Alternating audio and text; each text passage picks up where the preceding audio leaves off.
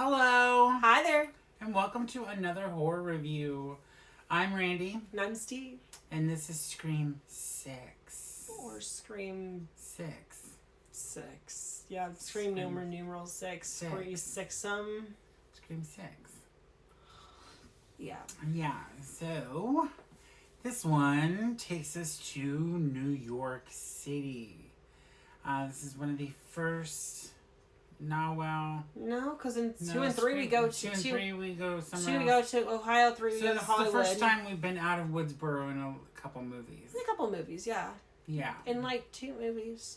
So you got 3 movies in Woodsboro, 3 movies outside of outside of Woodsboro. Mm-hmm. Which gets into the part where it's called the Woodsboro Trilogy, which is Scream 1, 4, and 5. Mm-hmm. And there's so many weird trilogies and stuff mixed up with this franchise. Yeah, we're just gonna go and say this is a direct sequel to last movie. This came out the year after. First and so far the only one I've seen in theaters until Scream 7, I'm sure. And we have our everyone returns to this movie except for sadly Dewey, because Dewey died, and Sydney, because Sydney. This probably has one of the biggest returning casts of all the movies. It does. Because you got Melissa Barrera, And Jenna Ortega. Well, and the only one to be in every single movie so far is Gail Gail Weathers, played by Courtney Courtney Cox. Courtney Which Cox I love, because returns. she's a favorite character anyhow. They bring back Kirby. You find out Kirby died for like 4 minutes and she came back to life. Yeah.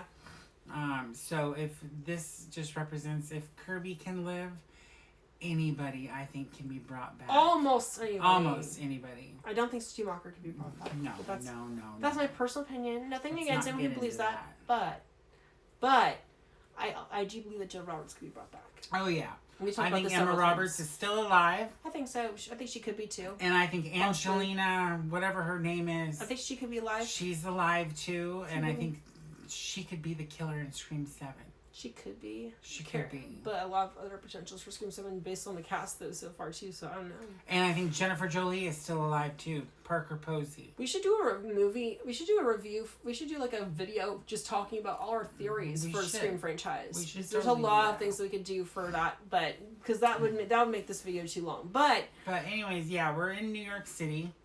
And Yes. Samara Weaving is in this one. she is. She is our opening kill.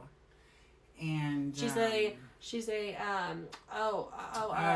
professor. She's a professor. She's a fan of the Italian director movies. Dario Argento. Dario Argento. They call her a Dario Argento junkie or obsessed person or something. Minji makes a call about that. But yes, she basically is going out in the town to this restaurant. She messages a guy, and this guy is not actually who she thinks he is, and he's actually faking this entire time. He's actually Ghostface. And it leads her to a dark alley. Because he wants to find out the name of the restaurant and whatever, and she's like checking it out and whatever, trying to find him because. So anyways, events. Now I see something red, and she gets stabbed 50 times before she actually does. Not literally 50, but a lot. A lot. More than she should have to actually. But this is the it introduced opening. my biggest problem in this movie, which is the fact that people survive almost anything. Yeah, the fact that you can get stabbed like 10 times and Or still more. survive is ridiculous. No, I will say this is a far cry over five. Right. And actually, I love this movie in a lot of ways, but there are certain things about this movie that just irritate the shit out of me. But anyways, this brings us to our opening kill, which is an opening kill within an opening kill. Not really, but it's not like a movie within a movie. But there's an opening kill that and the killer gets unmasked, and you're like, It's a wait, beginning what? kill and then an opening kill. And I remember seeing this in theater. I saw this in theaters 3 times, and I was like, what the heck? And you go back and you find out that they're working for another killer, and then those killers get revealed later. And this movie has 3 main killers. And you know the tone of this movie is Plus set, the 2 other ones that get killed off earlier. and you know this movie's tone is set when the main killer at the beginning of the movie says, "Who gives a fuck about movies?" Oh my gosh, yes, that line. And you know that the tone There's is some good set lines. for this movie. Do you feel like meat? Yeah. Oh my god, there are some good lines in this movie from Ghostface, and just in general. There's the best chase scene with Gale. Gale's best chase Gale scene has the most amazing chase scene in the this franchise. movie. Oh my god! Like in her death scene, her almost death scene, is so tragic. I thought she was gonna die, but then again, everyone survives this movie, so why should I be surprised? So yeah, she survives, and then the only people that die are mostly just randoms in New York City. oh my god, there's so much to talk about in this movie. The But- part where Annika gets thrown off the ladder. And Mindy's new love interest, R.I.P. And hits Didn't get enough the screen garbage dumpster. Well, she gets stabbed so many times before that, and she's bleeding out, and then she they gets crawl. gutted, literally. She does, and then she's still climbing across the And ladder. She's still climbing across the ladder. Between Good for apartment her to buildings. try to survive. But Ghostface tips the ladder, she falls off and dies. Yeah. Um, But anyways, you find out that the killers are that actually the killers are actually Quinn and Ethan and Detective Bailey, who are actually father, daughter, and son, and they are the family of Richie Kirsch, the killer from the last movie. And in this one, you find that there's been a viral thing about Sam actually being the bad guy, and people have been trying to say who actually is that guy. Was it really Richie or was it really Sam? And she's been going through like her trauma with everything. Like they talk about the trauma of Tara and Sam in this movie and what they're going through in this movie. We didn't talk about that, but they're going through her own stuff in this movie, and I think she feels guilt of everything she went through and feels like she's responsible for Tara. And the killers want to expose her because they were upset that she killed their brother and wanted to expose her as a killer because it's in her blood, because Billy Loomis is their dad and they know it. Yeah. And they wanted to get her to wear her dad's mask. And the killer in this one has the coolest mask in the franchise. Coolest mask. Because it's not just one mask too. It's three or four of the masks that were used by different killers in the franchise so far. The Billy Loomis mask, the Stu Macher mask, and I think they used all of them in a different crime scene. They do. They use all the masks. Leading up to Billy Loomis's mask. Except for the Scream 4 and 5 masks.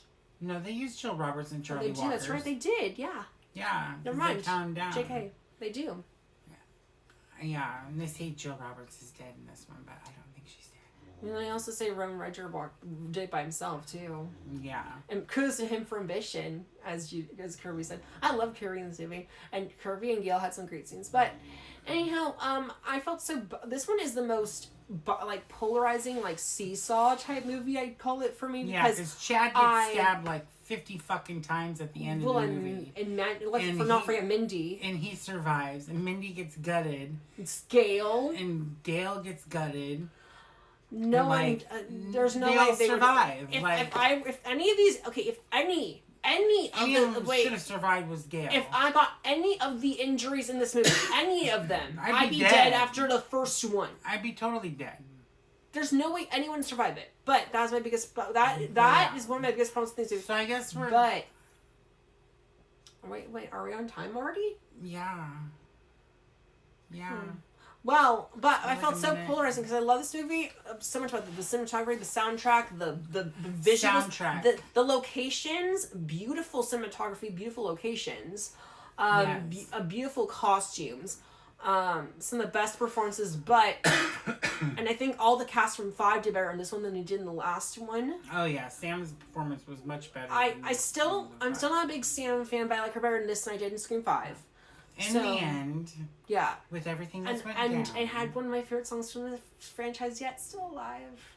Yes. And I will never get tired of that song. In the end, everything that's went down with Melissa Barrera and Jenna Ortega leaving the franchise, I think this is a good send-off for Sam Carpenter's story. Although, I think that they're going to bring her back. Maybe in a future one. In the future one. Maybe Scream 8. Scream 8 or Scream 9. Scream 9. But we'll see. We'll see where the Sam Carpenter story goes. And now Scream 7 with Neve Campbell and Patrick Dempsey. We'll see if Kirby ever comes back. Maybe Jennifer Jolie's gonna come back because there was a billboard scene. Well, in this. let's say this for let's say this for another video. Thanks. But like and follow for more. Stay spooky, and thank you for watching.